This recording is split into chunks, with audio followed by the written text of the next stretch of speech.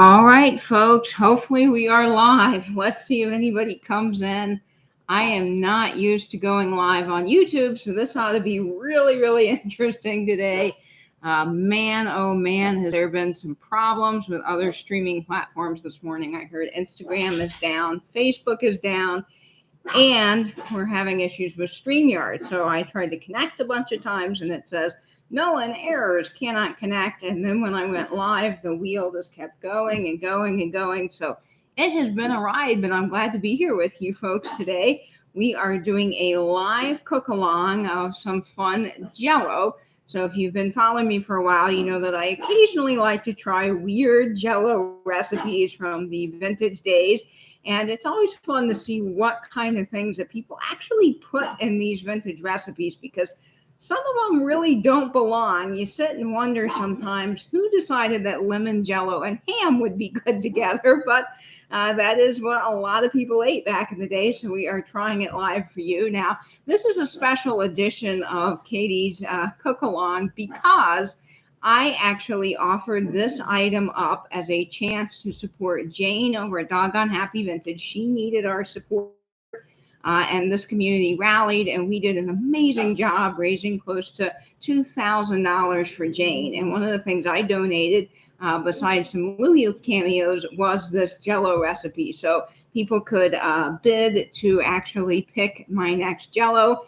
And of course, Peterson is in the chat. And so Peterson and Christina Taylor worked together, and they picked out this recipe because Christina Taylor won that offer up for $35. So she got the right to choose my next Jello. Now, I will still be doing my 2000 Jello extravaganza thing. So if you've been following me and you knew that I was going to do a Jello live for my 2000, I still will be doing that. I have not hit 2000 yet. I'm very, very close. So share this page with your friends and your family. Of course, that always does help. And I will be eating Jello 4, which you guys picked, which is the shrimp Jello. I'll be eating that and cooking that for you live. But to help Jane, this is a really worthy cause, and I was just thrilled to be able to do something for Jane, and this is great. So I will sacrifice my taste buds today in honor of Jane to try this really weird recipe. Now, this one, I think, out of all the ones that I've had before, this one seems the worst. By far, it is just odd. The stuff that's in it, I'm like, why? Who picked this? I have no clue. So we're going to jump into that in just a minute, but I do want to say hello to folks joining in the chat, and I'm so grateful you guys came to the new stream. I don't know what the issues were with StreamYard and Instagram and Facebook. I hope they get that sorted out because that's a mess. So I'll schedule the broadcast for tonight on YouTube Studio, so we don't have those issues, but I'm very much used to StreamYard. So if you're not familiar, tonight I will be doing a live taste testing, so come back at 7 p.m. after the cook-along, and we will be doing this Jello tasting live after it sets all day in my refrigerator. So we got a couple of folks in the chat. I don't think, okay, yes, I cannot highlight comments. I'm used to doing this in StreamYard. But we have Peterson here. Thank you so much, Peterson, for tuning in. Sonia M., Annette Fain, welcome, welcome. Linda Barnum, Pat Robinson, Amy Weaver. We've got Barbie, Punk, Funk, and Junk, Joanne Johnson. Thank you so much for tuning in. Hey, there's Abby, Cozy Curated Cottage. And yes, she's saying I look cute in my apron. Thank you, Abby. This is a very special apron. This was a very wonderful gift from LJ. If you don't know LJ, she's in the chat. She is so sweet. And Fatbird Finds had an apron sale, and she bought this apron for me. And I have to say, LJ, this is fantastic. I had heard Karina over at Tarnished Treasures talk about how much she loves full aprons that go over your head. And I never really understood that because I always had just the, simple ones you'd buy from the store. And when she started talking about that, and then I finally got this vintage apron that's the full apron that goes all the way around like a sort of like a poncho, I thought to myself, you're right, Karina, this is so much better. It's just amazing. It's got pockets. It's full so that it doesn't, have gaps where you could get things splattered on your clothes. It's just really easy to put on and fabulous. So thank you, LJ. You really have made the Jello cooking experience so much better. We've got Elderly Poodle tuning in, Dear Angela's Vintage. And Barb from Winking Owl Antiques is here. Hello, Barb. Proud American. Delbert tuning in. Delbert, this is probably your first Jello recipe that I've done with you being in the community. So you're in for a real treat. We got Stephen Sheen, the CD guy. Welcome, Stephen. Thanks so much for joining. Jennifer Miller is tuning in. I think I said hello to Amy Weaver. So thank you so much, folks, for tuning in today. If I'm missing your comments, I am so sorry. This platform is so different than StreamYard. I'm really used to having the comments pretty large on the side of the screen. So I'm going to do my best to get all of your comments today and tune into that. So let's look at the recipe that I'm going to cook. So let me show you what I have. Now, this was picked out, of course, by Peterson in the chats and Christina Taylor from Canada. And she chose the molded chef salad. So look at that yummy thing right there. This has the oddest conglomerate of ingredients I think I've ever read in the Jello recipe. And I've read a lot of them. So this one actually has yellow lemon Jello. Now, that's bizarre because this recipe also has vinegar, Worcestershire sauce, black pepper, shredded lettuce, tomato wedges, endive, scallions, radishes, green pepper, French dressing, ham, tongue, or veal. Let that just settle with you for a minute. Ham, tongue, or veal, and yellow Jello with that lemon flavor. I just don't understand what's wrong with these people. And to top it all off, Swiss cheese. So we have the most interesting Jello recipe I think I've ever seen. And I have to say, this looks really gross. It is basically like a chef salad, but in Jello form. So that is just fantastic. Now, the ingredients here, I was able to get everything except for the endive, or they mentioned that you could substitute it with chicory. Now, chicory is something that they make coffee out of.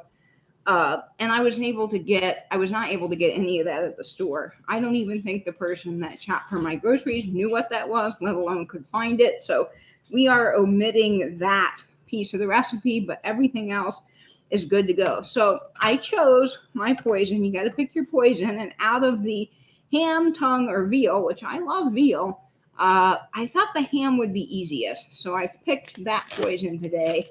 And we have some Sheffield ham, which I've used this before for other Jello recipes. Now, I could have done tongue to make this extra gross, but to be honest, I didn't really want to have to figure out how to cook the tongue. I like cooking, but tongue is not something that I cook a lot of. So we are going to admit that today. And we're just going to go basic with pre-cooked cubed ham, all ready to go in the package, and make it just a little bit easier so that you can basically pour and dump. Is what I like to say. Who else is tuning in? We got Joanne Johnson. Welcome, welcome. We've got New England Thrifter. Helen Booty is here. Welcome. And anybody else that's coming in. Yes, I am very brave, but you know what? This is worth it in honor of Jane over at Doggone Happy Vintage. And folks, if you're not subscribed to Jane, she is just such an adorable, sweet lady. She's kind of had some health challenges recently, and she does some late night sales here in our community. So if you're not subscribed, go subscribe to Jane. That would be a good welcome back present to her when she gets feeling better, to see her subscriber count go up. So I know we can do that. Hey, TC, how you doing? Oh, we are making the molded chef salad, TC. So it's basically a chef salad in Jello form, which is just absolutely vomit worthy. I still wonder, like, why? You know, that's my biggest question. Who sat around and said, yeah, this looks good, let's throw it together? And the fact that they call it dinner or gelatin dessert just cracks me up. You know, I can imagine all these kids in the era of having to eat everything on their plate, sitting here having to finish this entire plate of nasty, weird Jello. I feel sorry for them. I mean, you know, I thought I had to eat some stuff growing up that I didn't like, but man, this is a whole new level of of weird things. But you know, a lot of people probably did these Jello recipes because they were things that they could reuse. You know, so if you had green pepper in one dish, you know, why waste it? Just throw it in the Jello. But gosh, I can't believe that anyone actually liked this. That's the, you know, that's the thing that's amazing to me. You know, Jello was kind of new, so to speak. I mean, Jello had been around a while, but new in the fact that people are like, oh, look at all this stuff you can do with Jello. But there's got to be people that didn't like it, even adults. So I don't know why there were so many recipes. Anyway, I'll never figure that one out. Yeah, maybe it was fancy. Yeah, I like that, Annette. Hey, Bob, Bob. I'd rather eat the plate. That's right. Okay, let's see. I'm sitting down so I can see the comments a little bit. Thanks, Angela, for putting Jane's channel in. So here's what I've got today. I have a Jello mold. So that's the first thing you're going to need as far as cooking utensils go, is you're going to need a Jello mold. Now, I really like this Tupperware mold. It's modern. This is not vintage. It's kind of made to look vintage. But I have found that this is the best thing for all the Jello recipes I have ever done. And what I like about this is there's a little secret to this. It's got a tab. So once you get ready to unmold the Jello, it basically releases and you can dump it right onto the plate. So this little Jello recipe thing that you can buy, Jello mold from Amazon for $12, is the best $12 in the Jello making world I've ever spent. So yay for the Tupperware. I'm not sponsored by them, by the way. I just happen to really love that little Jello mold. The other thing you're going to need, and this is something that you could do by hand with your regular chef's knife, but I find that when you're doing thinly sliced things, a mandolin is the way to go. So we are going fancy today. I have my mandolin here set to the thinnest setting, which is 1/4 of an inch, and it's got the thin slice blade on it. You are also going to need a couple of measuring cups. So this one already has my cold water, 1.5 cups, but a measuring cup will do. You're going to need a couple of your standard dry measuring cups. So this one is a half and a full cup. You're also going to need a couple of your teaspoon and tablespoon measures. So we've got that in there. And I just realized that I pulled out the 2/3 cup. So let me grab, luckily I'm right here and I can grab the half cup, because I grabbed the wrong cup here. The wrong measure. So now we've got your half cup. You're going to need some sort of bowl to mix and marinate your vegetables in. And then if you can see behind me on the stove here, you're going to need a pot with some hot boiling water to actually make your Jello. So I'm going to go ahead and start the recipe by doing some of our pre-prep work, and then we'll get into boiling the water for the Jello, but I've already got water measured out and that ready to go. As far as your basic ingredients for this recipe, you need French dressing. You're going to need a box of lemon Jello. Now, if you want to double this recipe, this one is your 4.5 cup servings, which is fine. But in the recipe, they also mentioned you could get 2 of these and make double, which we're not going to do today because, quite frankly, I'm just going to toss this away after I try a bite of it because I just don't think I'm going to like it. But I could be wrong. I might surprise myself. You're going to need some vinegar. Now, they don't specify what kind. I like apple cider vinegar in these types of things, so I've gotten myself some apple cider vinegar. You're going to need some Worcestershire sauce. Now, I am a huge fan, again, not sponsored, but a little tip here. If you love Worcestershire, like I do, you're going to want to get Lee and Perrins. So at least if I have to eat this Jello, I better put in some ingredients that actually taste good, and Lee and Perrins is the best brand, in my opinion, for this particular Jello recipe. You are also going to need some salt. I've got my little salt crock here. You're going to need some freshly black ground pepper. You need ham, veal, or tongue. I have ham here. You need some Swiss cheese. Now, they recommend that you get a block of it and shave it.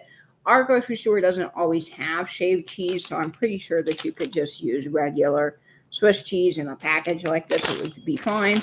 And then shredded lettuce. So you need a bag of shredded lettuce. You could get lettuce and shred it yourself, but honestly, why go through all that hassle? The other thing you need is a green pepper, some radishes, a tomato, and some scallions. So that's what we have here. That is all the ingredients for this Jello recipe. So the first thing that we're going to do, because it wants us to marinate, it says that we need to marinate the vegetables in the dressing and let stand for about 20 minutes. So the first thing that we're going to do is start chopping up our vegetables. And I am going to move down the camera so you can see what I'm doing. I'll show you how I use my mandolin. I love my mandolin. It is very, very handy. And now also I've got two knives here, so I'll show you the difference. This is your basic chef's knife. And then for tomatoes, this is not necessary, but it makes your job a whole heck of a lot easier as if you get a basic tomato knife. Now this one also has a little point, so if you're doing like cheese, you could serve cheese, but this is your basic tomato knife with the serrated edges. The serrated edges just cut through the tomatoes like butter, so they're really worth having. It is a really nice thing. Hey, Kathy, Picasso Cat, welcome. Yeah, lettuce and Jello. I don't really understand why. Yes, it does sound ghastly. It really does.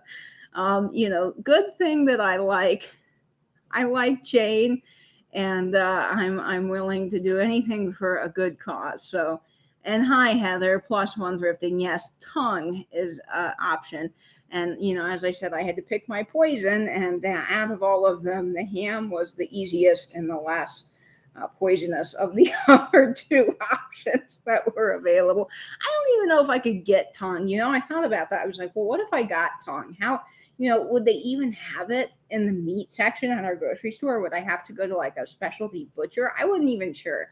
Now, veal, I like veal. I love veal piccata. I love, we had veal growing up all the time, but I don't know about it in Jello. So I skipped that. All right, so let's tilt this camera down and let's show you what I'm going to do. So hopefully you guys can see everything that I'm doing here on screen. We're going to start with our vegetables. Now, the first thing that they want us to do is to get a cup of finely shredded lettuce.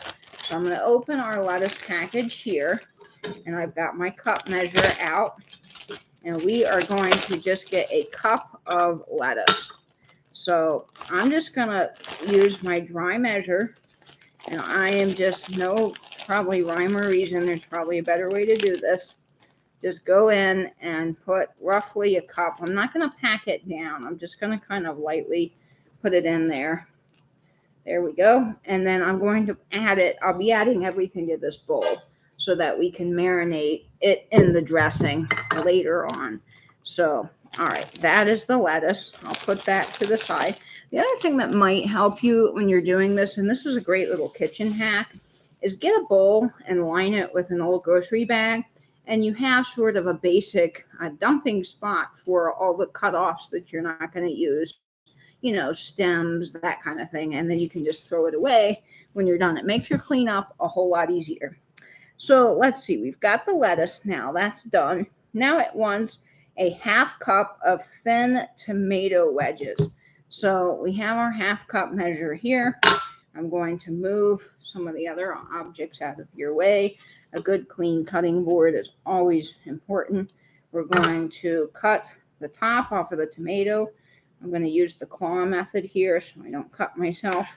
I'm going to cut that off. I'm going to cut the bottom. Basically, when you're cutting anything, you want to make it flat, so that it doesn't rock back and forth. So I'm going to cut it down in the middle. So basically we have two halves like this. I'm going to cut it in half again and cut it in half again. And then they probably want us to do this a little bit smaller. So I've made basically some rough dices. And the interesting thing is they say thin tomato wedges. So I'm just going to do thin little slices. So like this. And I'm going to try to keep it all about the same dice. So there's little wedges here, and we're going to just put that into our half a cup. I'm going to do the same thing here, just trying to kind of get it all about the same size, so that we have some sense of good consistency. And then making sure again that we're flat and that we're safe on our cutting board. Don't want to have any accidents. But see how easy this serrated knife is with our tomatoes? I mean, it's absolutely fabulous. So if you don't have one of these serrated knives, I highly recommend it. I'm not doing a great job on the consistency on that one, but it will be good enough. Now, I am not a big fan of raw tomatoes, so I am really interested to see how this is going to go. So this is roughly half a cup, and I'm going to throw this into our bowl. So there's our tomatoes, and then I will clear some of this off. I should have gotten, well, to be honest, I don't care for tomato, and I'm just going to put it over here for right now. I thought about maybe being able to reuse the tomato for something, but I don't know about that. The next thing is that we're going to use our thinly sliced scallions. So this is a scallion, and we are going to take the little rubber bands off, and you're going to throw that away. And then we're going to chop. Probably only need about one of these. So I'm going to move that over here. I'm going to chop this off. And then we've got the scallion here. And yeah, you could probably chop off the end. And then we're just going to make, and it says thin slices. Now you could probably use actually the mandolin for this if you want. So we're going to get out our mandolin here. And the thing with mandolins are, you want to be careful because this blade is very sharp, but you put something under it and it will catch into that. So we're just going to take this and let's see, there we go. And then just go down like this. That's all you have to do with the mandolin, just watching your fingers. Now, they do have metal tines, so you can use, and I don't really like it because it's big and cumbersome, but if you had a larger vegetable, you could poke this. See, that doesn't even work for small things, but that kind of is a blade guard and protects your hand. So we've got some of our scallions here. We're going to need more than this. And think about that. They say a half a cup, but that is an awfully lot of scallions. So maybe we're going to take some liberties and adjust what we're doing with that. Because that's a lot. Scallions have a very, kind of bold flavor. So maybe we don't want as much of the scallions. And I'm having trouble seeing the chat, but yeah, lemon, Jello, and tomatoes. Very interesting. All right, so we don't want that part of it. And we're going to chop that off, get rid of it, and then put this back under.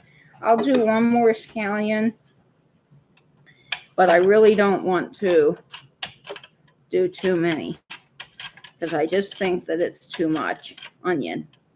So there's your, okay, that's probably about fine. I don't think that you need much more of that, to be honest. So last time I put too much onion in something that I did. So we're going to do a little less than a half a cup, and I'm just going to throw it right into our bowl here. So that's the scallions, and now it wants radishes. So we've got our radishes here. Let's see. What is Angela saying? Eye rolling measurement based on liking them. Oh, bye, Angela. Hey, Poodle. Oh, Gordon Ramsay taste test this. Yeah, he would not like this. I would love to see someone make this and tag Gordon Ramsay. So we're going to get off our radishes here. You can reuse the radish stems in like soup or whatever if you wanted to do something with that. And I'm just going to put that over there. I don't think we need all of these radishes. They say for the radishes that you need a half a cup. So we're going to do that. Wait a minute. 1/4 a cup. Oh, good. Okay, we don't need as many radishes. So I'm going to cut off the ends, and then we're going to do the same thing with the mandolin. Like I said, the mandolin just makes things so much easier. Now, the cool thing about the measuring cups that I have, and I really like this little feature, is if you get measuring cups, I don't know that you're going to be able to see it on camera, but they've got a little tick on the inside. So this is a 1/2 cup measure, but if you want, you can get some that have a little 1/4 cup on the inside. So if you don't have the 1/4 cup handy, or you don't want to dirty another cup, you've got, and it's on here too, you can see it on our big 1 cup. You've got some of your other measures. I don't know if all measuring cups do this or not, but I really like that. You can see in there the little hash marks for different measurements, even though it's 1 cup. So here's our radish. I've cut the tops off, and this is something, if you wanted to, I don't really like the tine, but as I said, I'll demonstrate it so that, you can see. But this is if you had something that you didn't want to slice your hand. But honestly, once you get to a certain size for small vegetables, it just doesn't really work. But if you had something larger, you can. You just really want to not be going too fast when you get to a certain height, because, well, you can slice off your finger pretty easily. So you got to be careful with these, but they're pretty great. So we're doing a thinly sliced radish. We got some rounds. I don't know. They don't say if this is supposed to be julienned. They just say sliced, but slices are pretty thick. So I might do a rough chop on these. I'm kind of taking some of the steps kind of with my own spin on it, because I think it will make it better. So we're following the recipe, but not following the recipe. And if you cook long enough, you kind of find things that you can do to make things better. So after we've got it kind of thinly sliced, I might do more of a rough dice on that. Let's see. I'm looking at the picture. Well, maybe the radishes are supposed to be big like that. I think that they are, to be quite honest with you. Yeah, I think maybe they're just supposed to be in there whole. Yeah, so I think that's what we're going to do. Yeah, you could wear mesh gloves if you wanted to. Yeah. Yeah. Okay, so we're just going to throw all of our radishes in here. I think we need 1 more radish to complete 1/4 cup. And that's something that you can just sort of judge. I'm going to wash my hands here and get all of the radish juices off. And then we'll do 1 more radish, and then we'll do a pepper. So we're going to chop our radish here and just get, once you get down to a certain size, you really don't want to keep doing it with the mandolin, because, you don't want to hurt yourself. So, okay, so let's do 1 more radish, and then we'll be good to go with the radishes. I think that'll give us about 1/4 cup. Just being very careful, because mandolins are sharp. So if you try this at home, don't feel like you can Food Network it right out of the gate. You know how you see people on Food Network with the radishes going really, really fast, or carrots or whatever. Don't be a hero. Okay, now let's see what else is going to go in this weird, awful concoction. It's really bizarre. I'm going to move the mandolin over here because we don't need it for the pepper. And I'm going to run and wash my hands because my hands are getting very sticky. So that does help, is washing your hands. I've got radish juices everywhere. So that's something that is very interesting. Okay, so we're back in business now. We've done the radishes. We're good to go. And I just threw that end into the bowl, which we did not want. Okay, so for now, the pepper. So this is the next thing they want, is they want green pepper. And what you're going to do is do finely thin strips. So basically what I think is they want like a julienne pepper. So I'll show you how to do that. So the first thing with pepper is, you notice this top here. There's a very easy way to cut pepper. So you're going to go in and just sort of cut around that top stem. You want to take the core out, basically, of the pepper. So you see I've done that here. And I've got radishes all over my hands. My hands are stained red now because of the radishes. And then you're going to pull out the core like that in the center of the pepper. And I'm looking for the chat. Let's see. Let's see. I'm reading chat, but it's hard to read. Okay, so we've got our pepper. We're going to cut down the side, and then we're going to open it up. So you can slice through the pepper like this, and then you've got your two halves.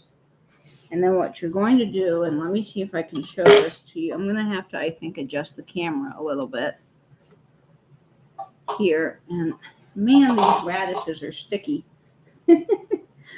Okay, so we've got this here, and we can kind of cut that white part off. You do not want the white part of the pepper. It is bitter. And then you can take this off, core the seeds. We'll throw the seeds away. Okay. So, oh man, I just threw it in the wrong bowl. Oh, let's pick out the seeds. We don't want that. Okay. So now we're going to get rid of this core, as I mentioned in the pepper. And there are other ways you can do this. I've seen people lay it all the way flat like this and just sort of get rid of that. But you don't want, and you don't want the seeds either. So we're going to take that out. Now we're going to cut that down, take out that part that we don't want. And I keep throwing it in the wrong bowl, folks. I don't know what my problem is with that. So, okay. So we're going to make sure we're in the right bowl with that. And then we're going to julienne this pepper. And I keep getting stuff all over my hands.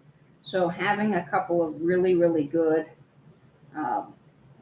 pieces nearby to wash your hands is fantastic. And I probably should have worn gloves for this. Let's see. I think I can. Do I have any gloves? Maybe I don't. Next time I'll get some gloves, folks, so that it's a little bit easier to not have the stuff on your hands. Okay. So we're going to now julienne our pepper. So just basically julienne is thin matchsticks. So just thin like that. And, keeping it flat. Easy to go. So we've got our pepper right here. And we're going to throw that in the bowl. And we're going to do the other half. They only are asking for 1/4 cup. So this is probably all we need, I would think, for that. Fabulous. Okay, let's see. And I see Queen of Hearts Vintage. Let's see, I just got here, but already green peppers, yes. Okay. Let's see. Carrie is here. Hey, Carrie. Let's see who else. What is Peterson saying? Peterson, oh, by TC. Yes, that's a pretty pepper. Okay. What else is in the chat? It's hard to follow along here because I'm on YouTube Studio, so it's very, very weird. YouTube Studio is extremely strange. So we've got our pepper. I think that's pretty good. I don't think that we need more. So now it wants us to marinate all of these in our French dressing and our other things. So it says here, meanwhile, combine the vegetables and dressing and let stand about 20 minutes. Then we'll add all of that to the Jello. So we've got our French dressing here. And what they want us to do is use, how much did they say here? 1 tablespoon. Well, that's not really a lot of French dressing, but we'll give it a go. So here's the French dressing. We've got our tablespoon measure. Let's get that pepper seed out of there. And whoa, got a little bit more than we bargained for. Holy moly. Okay, folks. I should have maybe used a funnel. So these are some of the things that, once you cook enough Jello recipes, you kind of learn. So we're just going to wipe that off. So we've got our tables French dressing. Now, they want also, I'm interested to see, because they wanted Worcestershire sauce and they wanted tomato wedges and all of that. But I wonder if, okay, so yeah, the vinegar, the water, and the Worcestershire sauce will come later. So what we're going to do is combine the vegetables and the dressing. So we've done the dressing part. Now what we need to do is get, and I thought I had everything over here, but we need to get something to fold all of this together. So I'm going to get this, a handy dandy spatula, and we are just going to fold this together in the bowl like this. So I'll tilt the camera down so you guys can see. This is our lovely mixture of radishes, green pepper, dressing. We've got some very, very strange lettuce and scallions. And it's kind of hard to do one-handed, but we're just going to give this a nice mix. Well, that's actually pretty proportionate for what we have, this amount of dressing. It seems not, substantial, but it works perfectly because all of this is getting coated beautifully in this dressing. So basically, we're creating a chef's salad, but it's going to go into a gelatin mold. So we're going to get all of that nicely combined. We got everything in here. It looks nicely combined. So there we are. We got everything tossed and coated. That just looks yummy, doesn't it, folks? Knowing that it's going to go in Jello. I don't know about all that. That is interesting. Hey, Patrick, how you doing? Let's see. I like French dressing. It's the same thing as Polynesian sauce at Chick-fil-A. Yeah, the Polynesian sauce at Chick-fil-A is good. Yeah, I'm making dinner for everybody. This is just a bizarre recipe. So, cleaning up as you go is very, very helpful. So we are going to clean up as we go. And we're going to move a few things out of our way here so we can prepare for the Jello. So now what they want us to do, and I've already pre-measured this out, so that's a little bit easier for us, is they want us to dissolve gelatin and salt in boiling water. So we've got boiling water, and they wanted us to use 1.5 cups of cold water. So let me turn you guys over to the stove. Let's see. There's our stove, and we're going to turn this on high. So I've got that on high so that water can boil. And we have lemon Jello. Now, why on earth lemon Jello and all of this belongs together is beyond me. Oh, we also need to check on the ham to see what they wanted us to do with the ham. Oh, so we can actually add now, while that's heating up, we can add our ham, and we can also add our Swiss cheese. So let's see exactly how much ham. Now, the choice was, folks, that you could have ham, veal, or tongue. Now, I picked my poison, and the lesser of 2 or 3 evils, I should say, is the ham. So we basically have cubed, all ready to go ham. This is by Smithfield. I'm sure there's other brands that make it. And we're going to move some of our other ingredients out of the way.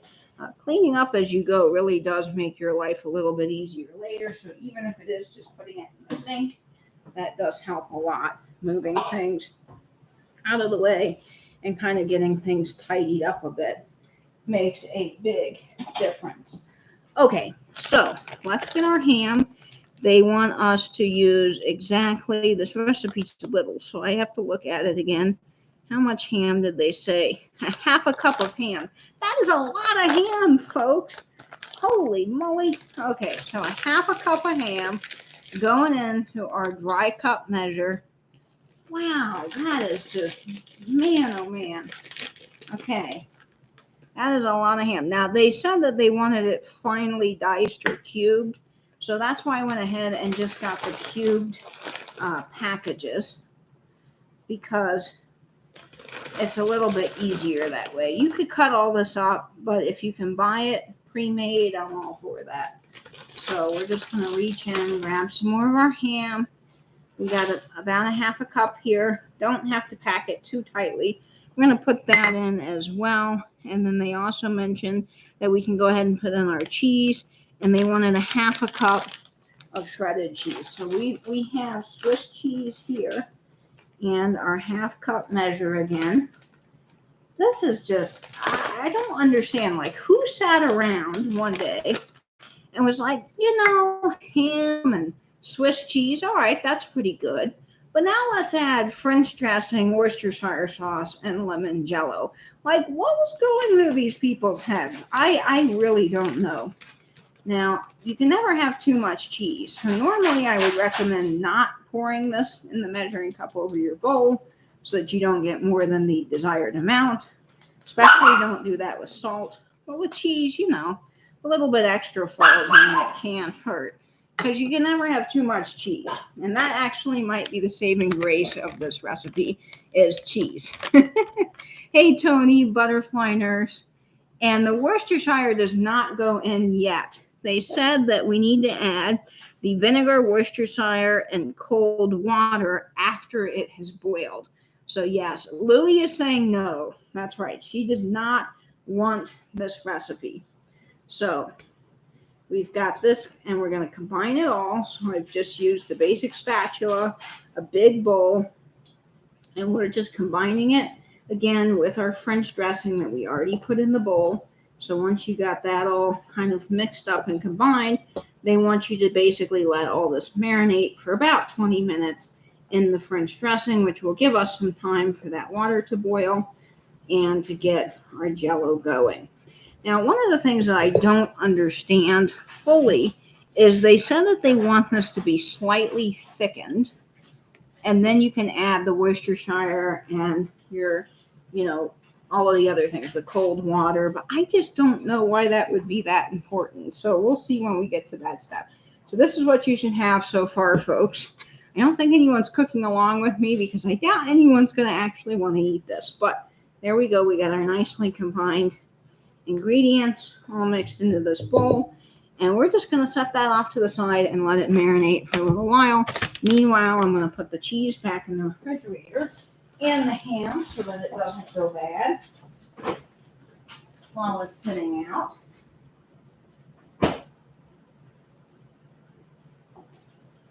And then we're going to get ready for the next couple of steps. So I've got all of my workspace sort of cleared off, trash where it needs to go.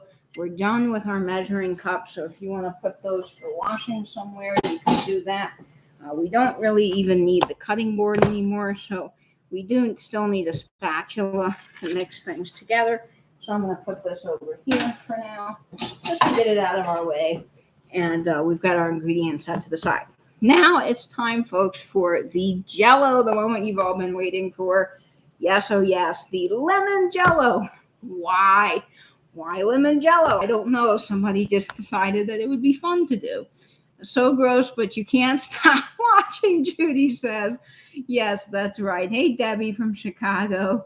Jello is, yeah, I know it is. It's gross, Jello. Now, I will say, I like plain Jello, like, Jello with a little bit of whipped cream on top. Like, that's delicious, but not with meat. Just not a big fan. Hey, Suzical, thanks for coming in.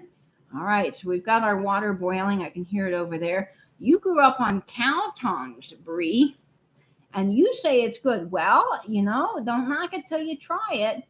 Oh, I've had tongue, and it's very good, but tongue and Jello are like a no for you. I never want to taste something that can taste me back. That's right, Patrick. Oh, goodness. Louie is afraid I'm going to give it to her. And Louie, she would not eat the other Jello. So Louie does not like Jello. And Louie has eaten, let me tell you, a wide variety of things she's not supposed to. She has eaten the head off of a girly candle, shiny brights, some Christmas lights. She's gotten into her fair share of things, but one thing she will not eat is Jello. Because a piece fell on the floor during my last Jello tasting, and she walked over to it, spit it out, and walked away.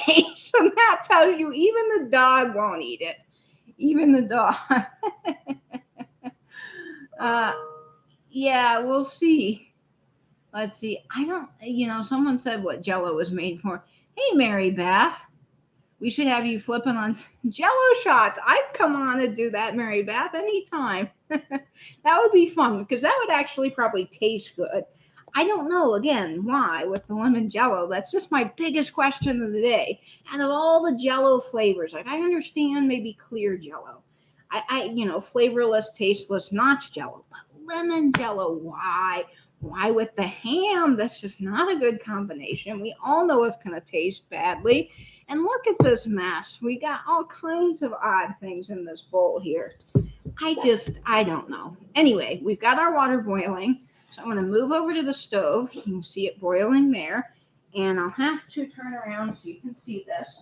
And we are going to pour in our salt and our Jello. So let's get our salt here. Now, how much salt did they say? Because you want to make sure that you're not getting too much salt.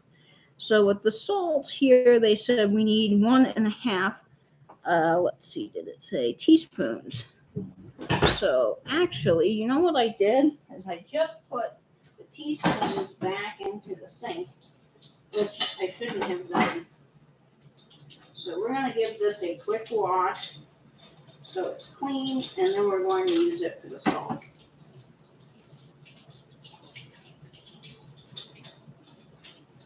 Okay. So I'm going to get a new towel that does not have radish juice everywhere on it and wash my hands off, and then we'll be good to go. All right, let's see. Vlada is afraid you'll put him in the mold. Bob, I promise Vlada is safe. Vlada is very, very safe. Okay. I don't know when the recipe is from. Peterson, do you know that? It's molded chef salad. I think it's from the late 60s or 70s. Let's see. Hi, Kara. Andrew Gals, Needful Treasures. Yes. Oh, yeah, the first 4 flavors. Yeah, maybe, Patrick, because if the first 4 flavors were raspberry, strawberry, and lemon, and orange, maybe they were just going old school. Okay, so we got our salt, we got our Jello. We're going to mix it in, follow the Jello direction packages. And I need to get an oven mitt so that I can lift the lid off of this. So we're going to get ourselves an oven mitt. I'll have that here. And then we are going to add the Jello. Now, it says on the back of the directions here that you are going to bring, well, they mentioned 1 cup, but the recipe called for 1.5 cups. And add boiling water to gelatin mix. Stir completely until dissolved. And then we'll add in the cold water right afterwards. Okay, so we're going to add in our salt. So we're going to put that in first. I got my little salt container that I love. Another heaping of salt. So there we go. That should, I guess, balance out the sweetness of the Jello. And then we are going to, I should have cut open this package here. Cut open the Jello package. So we're just going to cut that open. Old school scissors are the best. Oh, and I'm pouring the Jello in my drawer. I'll have to clean that up later. Oh boy, the things that you do when you're doing it live. So we're going to pour in our Jello mix. Oh, that is yellow. That is very yellow. Okay, and then we're going to use another spoon of some kind. And we're just going to mix it together. Now, I believe at some point you can take it off the heat. So we're stirring that in until it kind of thickens up. I'm going to reduce the heat a little bit. I don't think we need it so high. And then it says, how long do you continue to stir this in? It says, add boiling water, stir until completely dissolved. Okay.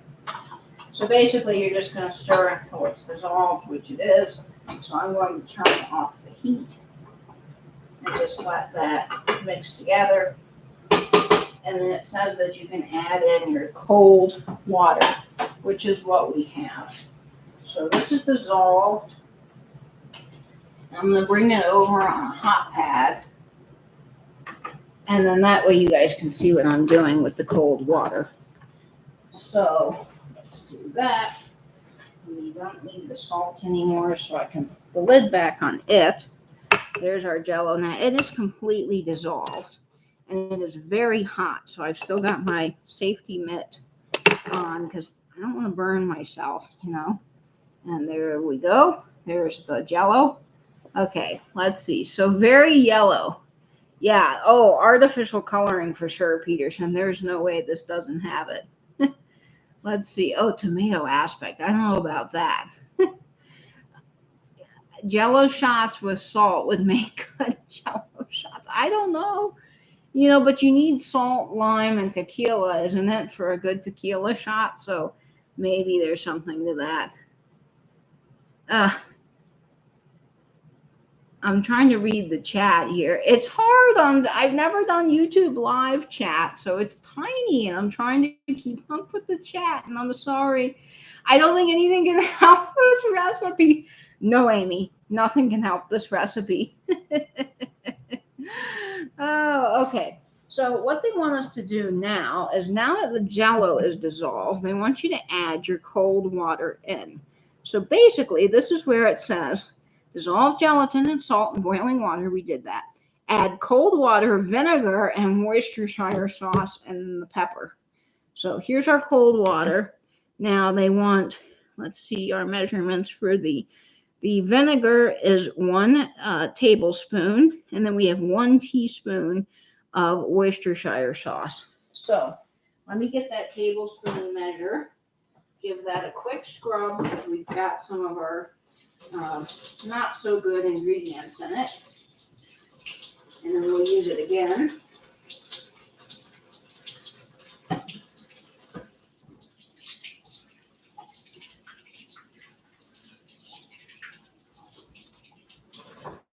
All right. And we're going to use our Worcestershire, and we're going to use our vinegar. So 1 tablespoon of vinegar. Now, as I said, the recipe didn't clarify. They didn't say whether it was white vinegar or apple cider. I like apple cider. I think it will pair as well as it can pair with the radishes. So we are going to add that in to this. So we're going to do that. Right in.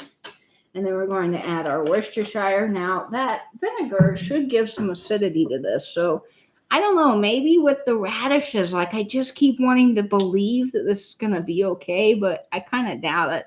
And then they want 1/2 teaspoon of Worcestershire. And Worcestershire is strong, so you don't want too much of that. And then they also recommend putting in your cold water at this stage with some black pepper. So I've got cold water already measured out to 1 1/2 cups. I'm going to pour that in to the Jello. And then we're going to add our black pepper. Pot is still very hot, so I'm just going to use this oven mitt here to touch it. And we've got some good fresh cracked pepper. And then we're going to give that a good mix. So this is kind of what we have right now. Now, this is the part they mentioned, and I've never heard of this particular part before. But they mentioned in the directions, they said what we need to do is basically to chill until slightly thickened. Now, all the other Jello recipes I've done, I've never done that. I've just done. You mix it with the ingredients and then you pour it into the mold. So I'm going to try this. Now, I don't know. They don't say to put it in the refrigerator, but the only way I could attest to that would be to chill it, which is in the refrigerator. So we're going to do that. Let's see.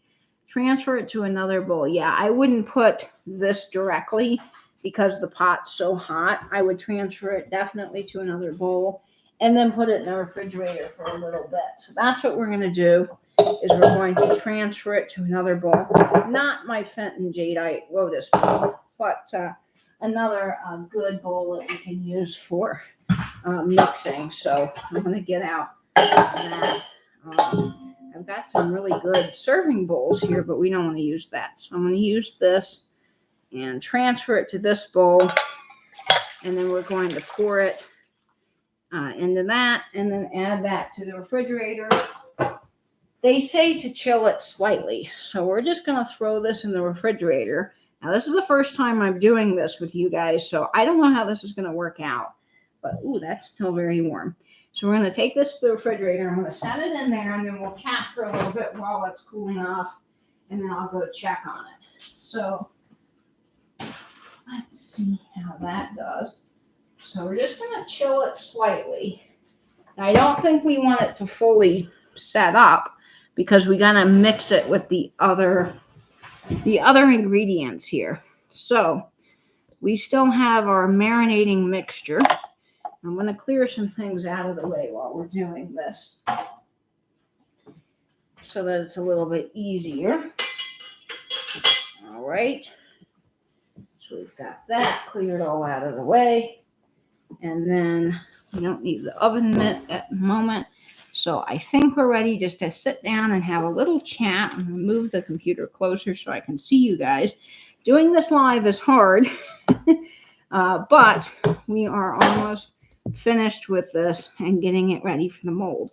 So right now we've got the Jello in the refrigerator chilling slightly in another bowl, and then we have our lovely mixture of marinated vegetables with the French dressing, the ham, and all those things that I'm just really excited to eat. Not. So this is going to be fun. I'm glad that you guys are around for this. And you know, this is live, so as prepped as you are sometimes for things, there's always things that you think, you know, I don't think that's going to work. So I need to do this. Or, you know, so you kind of do things on the fly a little bit. And I've never made this particular recipe. So we're all learning together. Hey, proud American Delbert, I see you back in the chat. Yes, no, Christy, this was not the one my grandmother gave me. This actually was a sweet gift from LJ from the chat. She got this off of Fatbird Finds linen apron sale that they had, which was so sweet. I wish I had, Suzuko, I wish I had a vintage mold. You can see on the wall here, I've got some of my vintage molds hung up. The problem with vintage molds is that they don't release the Jello easily. They're really a pain to get out. Even if you do the boiling water trick where you dunk it quickly in boiling water and then you release it. So I talked about this in the beginning of the video. I bought one of these. Now, this is Tupperware brand. I'm not sponsored by them, but I got this off of Amazon. I want to say for $12. It's in this cool, like, retro color.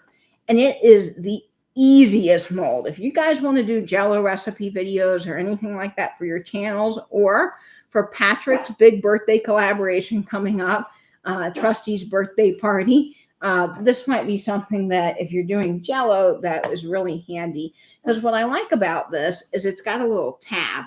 So once you set the mold up, all you have to do to get it out is release the pressure by pulling this tab.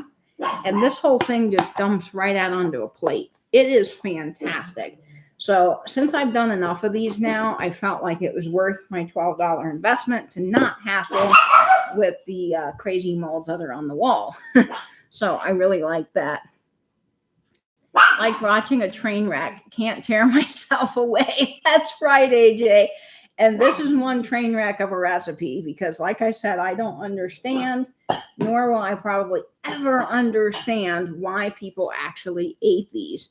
Tupperware sponsor, Katie. Yes, that would be right. Jello and Tupperware. But I don't know that Jello wants to be associated with these bad recipes. Like, it's not helping sell Jello to any of you guys. You guys are going, I don't want to touch that with a 10-foot pole. Yeah, I would only feed this probably to my worst enemies. And even then, I don't think I would wish this on them because, yeah, it's probably going to be awful. Yes.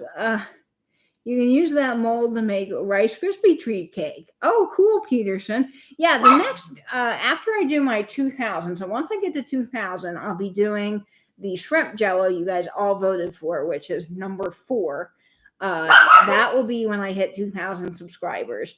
And when I do that, afterwards, we'll do something. The next recipe that I do, vintage-wise, will be something good. So I'll make something sweet. I'll make something yummy. And we'll try something that's not disgusting. The lemon, I know, the lemon Jello. It's like, what the heck is with the lemon Jello? Like, who sat around and said, yeah, lemon Jello and radishes, perfect combination. I don't know, somebody, but I was talking to my grandmother the other day and I said, these Jello recipes are just awful. And I said, I do not like the cucumber one. She goes, you don't like them? They're wonderful. Apparently she loves cucumber Jello recipes. And my mom looked at each other. We both looked at each other and said, what in the world? Grandma likes that? No, it's wrong on so many levels. So I don't know. Yeah, great Jello and tuna and Jello. I already know this. Tuna and Jello, they do not go together. So do not try a tuna and Jello recipe. What else is in the chat here?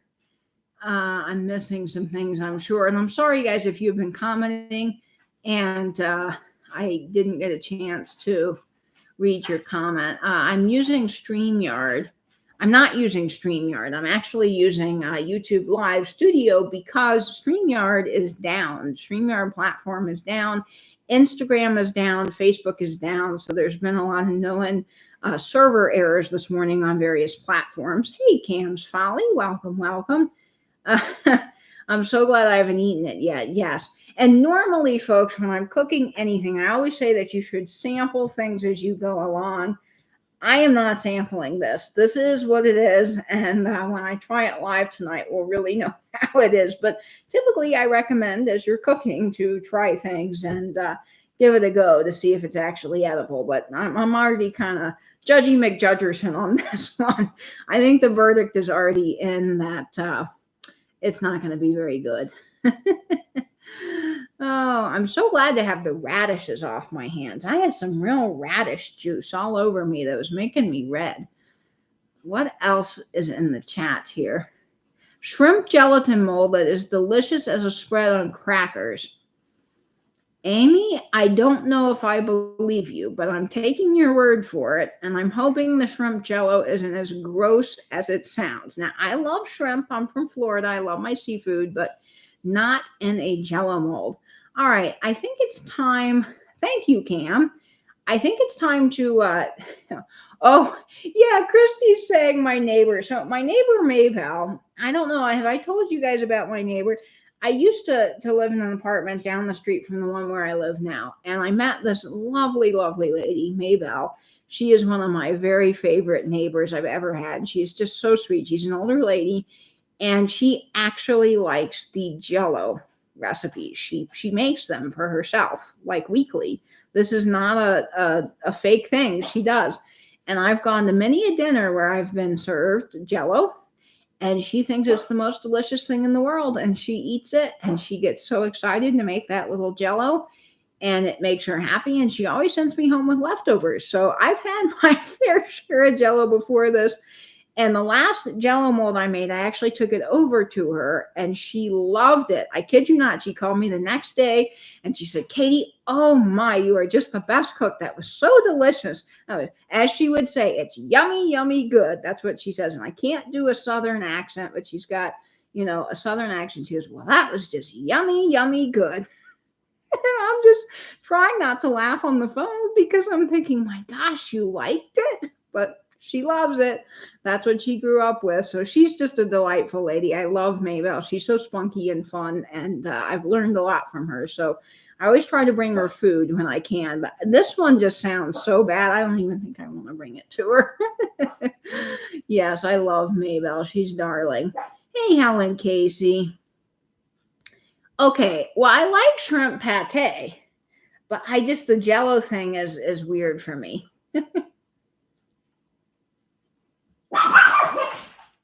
Kidney bean Jello mold. Yeah, that was the one Louie wouldn't eat, Peterson. Louie wouldn't eat it. Let's go check on what's happening in the fridge because I don't want this to set up too much. So it's probably had some time to cool. So we'll see how this is going.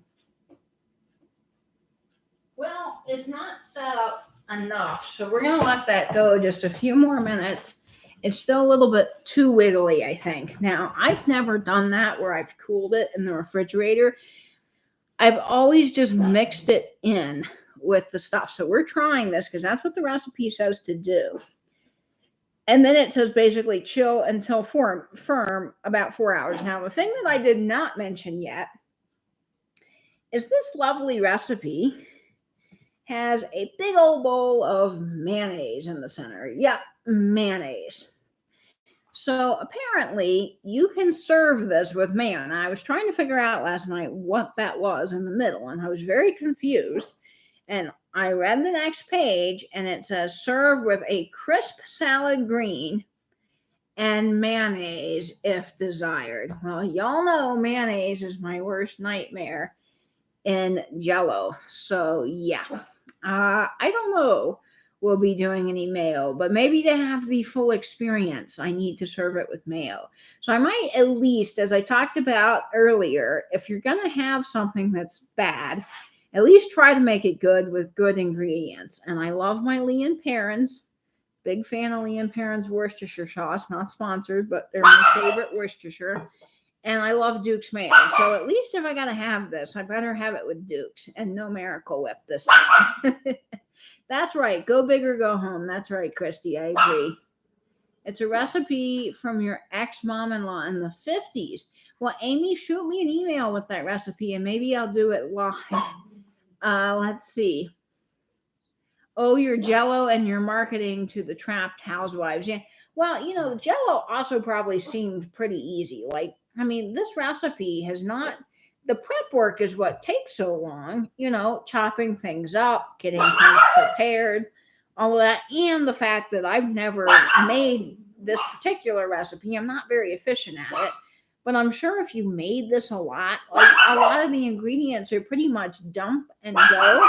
So you could put this in the mold and in the morning and have dinner ready by the evening. So I'm assuming for the 50s housewife, this was pretty revolutionary because you didn't have to slave over a hot stove and you could do other things during the day that supposedly 50s housewives needed to do, like vacuum the curtains for some reason. That was always something that you were supposed to do once a week in the 50s or what did they say? I read something one time where they said that you also had to clean the towels daily and replace them with new towels. So there was that had to be done. You had to vacuum the rug. You had to dust everything.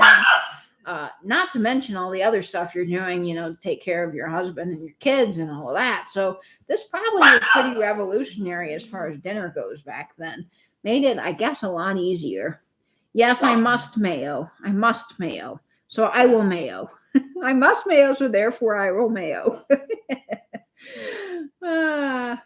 Yeah, this is, I just, I get the convenience, I suppose, and the fact that Jello too is such a big deal, like all this Jello, but I question things sometimes, and this is one of them.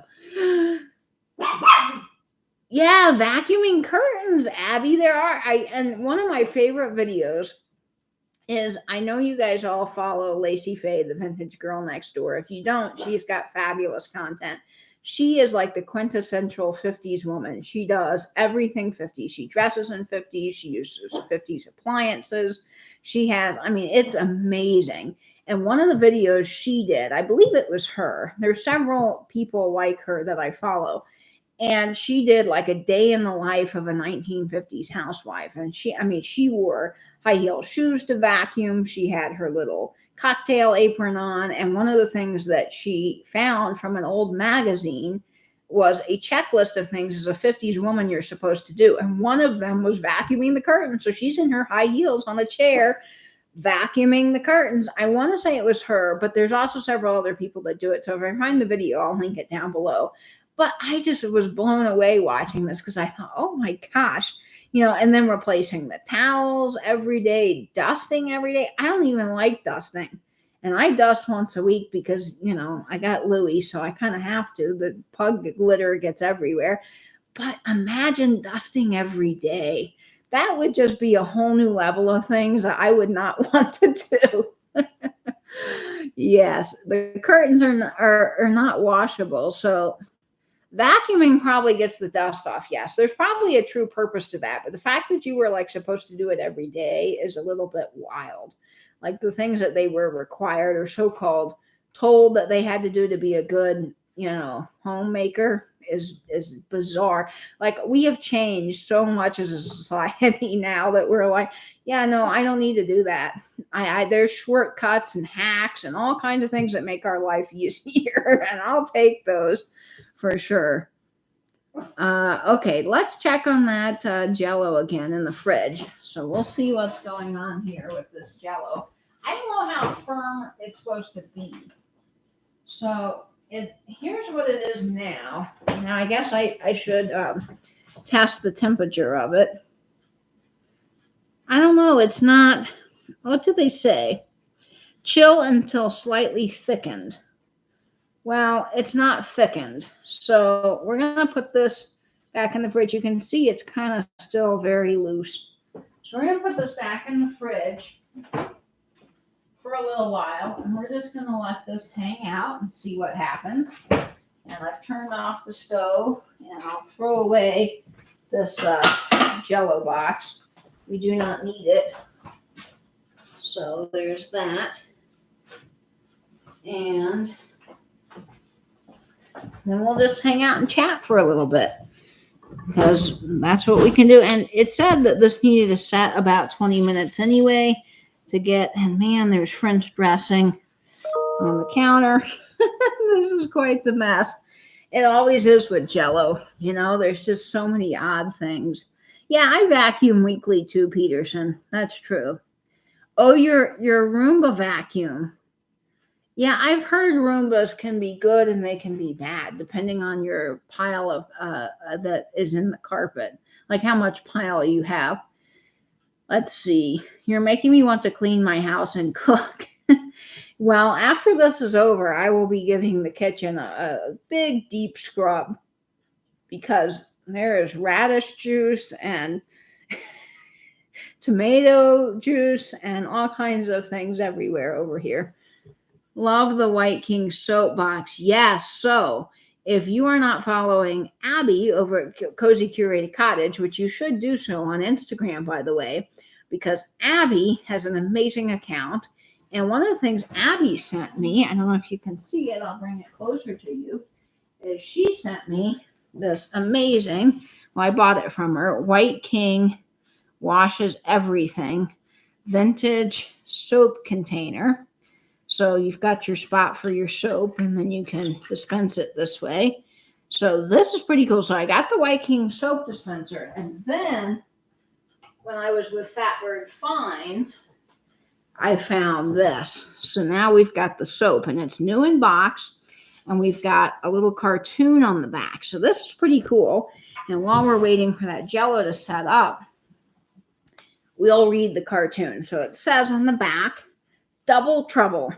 I'm getting sick and tired of having Jones razz me about the way my shirts look. I don't know what's wrong, dear. Maybe Mrs. Jones can help."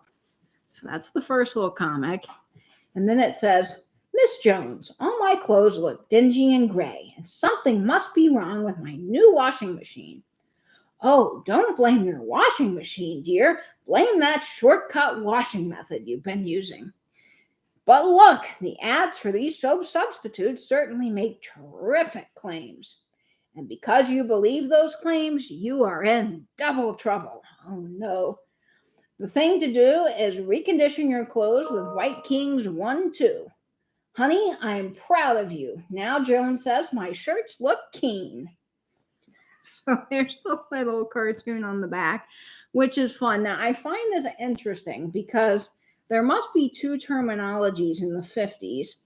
You see here it says, having Jones razz me about my shirts. Well, there is a phrase that's, it razzes my berries, which means that you're excited about something. That just razzes my berries. It doesn't mean that it's getting you all riled up in the wrong way. So there must be another term where razz just means, yeah, I'm mad, I'm razzed, or you're getting, Jones is razzing and harping him about his shirts. So that I find interesting. Love the word keen. That's just so keen, or that's just so swell. And then it goes on to say that you can soften your water in the washing machine with White King softener. That's step 1. And then 2, wash as usual, but use White King soap instead of a soap substitute.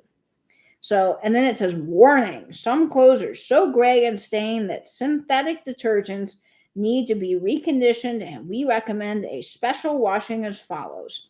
So again, gives you the directions. So this just has some amazing graphics on it, and the soap is still in here. This whole box has never been used, which is just amazing to me. So this is the giant size White King soap, and Abby, it really looks absolutely incredible with my little White King dispenser. So you guys know I love my advertising, but we've got a fun little White King, and I love White King graphics. The other thing I have of White King is I've got a White King newspaper printer's block, and I have a little White King advertising book. So that's just so fun. Yeah, maybe to make fun of, Abby, you know, to make fun of. Yes, Instagram is down at the moment. It is, Bob. Yeah, so Raz probably has two meanings from the 50s, I would think. Different versions of Raz. Oh, like the Razzie Awards, yeah, for bad movies. What is the pin of the day? Today, I am wearing my grandmother's kitty cat. So we've got her kitty cat with the green Jimmy eyes. Absolutely. Yeah, to tease someone, Amy. That's what I would think. To tease. But when you say razz your berries, that usually means you're jazzed about something. That's another 50s term. There's all kinds of 50s terms I find interesting. Like if someone says to you, what's the big idea? It means that they're mad at you. Hang on, what's the big idea here? Or you could be very exciting and you could say, it's the living end. If you're really excited about something, you could say, it's the living end. Or you could say things like, well, that's just made in the shade. Bye, Judy. Oh, I hope you like the recipe. Oh, I don't know, Amy. We'll see about that. This one is interesting. Yeah, let's see. Poodle, just be careful on the carpet. What was Poodle saying about the carpet? I want to wear heels while vacuuming. Oh, well, good luck. I can't walk in heels, so good luck with that. Okay, so we're going to let that Jello set up in the refrigerator. We got this marinating, and we're just going to hang out and chat a little bit. We can check the Jello, Christy. We sure can. I'll go back and check the Jello, but I don't think it's quite set up yet enough.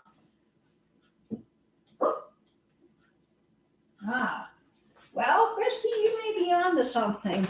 Christy Champ in the chat, because she said to check it. And well, it is a little bit thicker. Yeah, it's a tad bit thicker. Now, I don't know how thick it wants you to be. Slightly thickened is sort of, subjective, I would say. So, I don't know. I mean, it's going to set up in the fridge anyway. And when I run my finger through it, and my hands are clean, by the way, folks, it's not as slick on my finger as it was. So I don't know. There's probably a better way to do this. I don't know. We'll see. Yeah, we'll see. I like the term, yes, pear-shaped is a good term. Yes, it could go bad. That's right, Proud American. I like pear-shaped. That's a very good term. Let's see. Dennis the Menace moms while cleaning. Oh, yes. Don't you love Dennis the Menace? You know what I love is Dennis the Menace when you find him in the cartoons, that are in old magazines. That's fun. Yeah, it's kind of viscous, Kara. I think it's okay. So I'm just gonna, because it's gonna set up anyway in the refrigerator. So I'm just gonna go ahead and mix everything together. So that's what we're gonna do now, is just mix everything. And so we've got our big bowl with everything here. And then we're going to pour this lovely concoction in here and mix it together. So there it is. I mean, it's got a little bit of resistance to it. It's hard. It looks a little bit more watery on camera than it is in person. So, I mean, you still want it to be pliable enough for all of this to be mixed in. So we're just going to do the mixing, get it kind of together, and then we're going to pour all of this into the mold. So we've got our mold here, handy dandy Tupperware mold, and we're just going to pour this in the mold and see what happens. So there we go. Now I think that what you want is the vegetables to be kind of even around. So I'm going to try to, spread out some of this so that it's a little bit more even within the mold, so that when it sets, all of this stuff is, there's not too many peppers on one side or ham on one side. It is kind of even as it can be.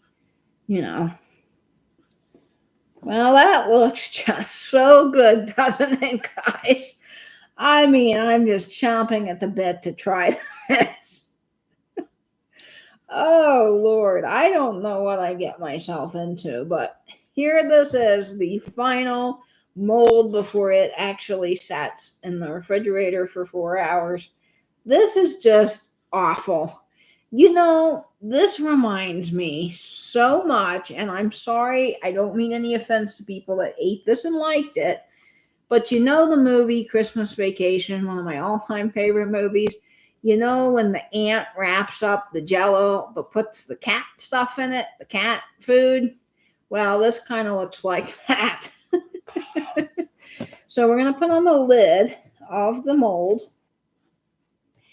and we're going to put this whole lovely odd colored concoction in the refrigerator and give it a go. So this is going to set up for 4 hours. Probably will take that, maybe a little longer. And then I will try it live once it has set up. Now, I am not trying this again multiple times. So if you want to watch me try it live, come back tonight at 7 p.m. Eastern Standard Time, and I will try this for you live on air. So there's that. Now, this is just interesting and odd. It's like, cat Jello with chicken soup combined with odd things added into it. Who knows? It just looks absolutely putrid, but we're going to try this again. So I'm going to put this in the refrigerator and let this set up. And I'll check on it throughout the day, folks. I'll be checking on it throughout the day, and I will post some photos over on Instagram if Instagram is back up and running, and we'll see how that goes. So just an odd combination of things here. Yeah, I'm going to have, Pat, I won't have wine, but I'm going to have some chocolate to cleanse my palate. So I will have chocolate, and I'll probably have one of my favorite sparkling waters nearby, so that at least I've got some or strong coffee, not so nasty flavors in my mouth after that's done. Yeah, I might need some whiskey bourbon to get through this. Oh boy, this is just quite the recipe. Yes, I am a good sport, Christy, because this one is probably the worst one that I've made so far. So You're lucky, folks, that I love you guys enough to do this. Because it just looks awful. Absolutely awful. Yeah, it looks like chicken soup, but not the good, yummy kind from your grandmother. All right, folks. Well, yes, and I selected, I did. Christina sent me like four, but I kind of suggested this one. So a part of it is me, I have to admit, but Christina did help select this one. And I thought this one would be the most interesting out of all the others. I had to make it. Yeah, it was this one or the cucumber, and definitely no to the cucumber. But I really dislike green peppers as much as I dislike cucumbers. Those are my two biggest no's. Now, I'm not a picky eater. I mean, I like a lot of things. But yeah, no cucumber and no raw peppers for me. Cooked is another thing. But yeah, no. So I am going to be back at 7 p.m. Eastern tonight. I will try it live. This, remember, is in benefit of Jane over at Doggone Happy Vintage. So go subscribe to Jane, give her some love. Definitely go subscribe also to Abby over at Cozy Curated Cottage.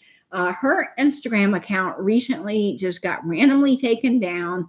And it's so unfortunate because she had such a curated, amazing feed. So if you love vintage Christmas, jadeite, you love quilts, you love all kinds of cool vintage, definitely go check out Abby over at Cozy Curated Cottage over on Instagram. Give her a follow on her new account, cozy.curated.cottage. That would be absolutely wonderful. So do that. And I will see you back live tonight at 7 p.m. Eastern for the live Jello taste test. Thanks for sticking with me through some of this server problems that many websites are having today. I probably will be going live through Studio again tonight just to make sure that it's working. I don't know if StreamYard will be back up and running by then, but we'll see. So hopefully I can have more of an interactive experience through StreamYard. That's one of the reasons I like it, because I can highlight comments, I can do graphics, I can do all kinds of things I can't do through Studio. But we will see which one works better. Hopefully all the platforms get their stuff together and get everything back up and running today. So that would be wonderful. So guys, I will catch you around. See you tonight at 7. And I hope, folks, as always, that you will stay in, stay safe. And Ben's YouTube, thanks for joining this morning and hope you had a good time. Bye-bye.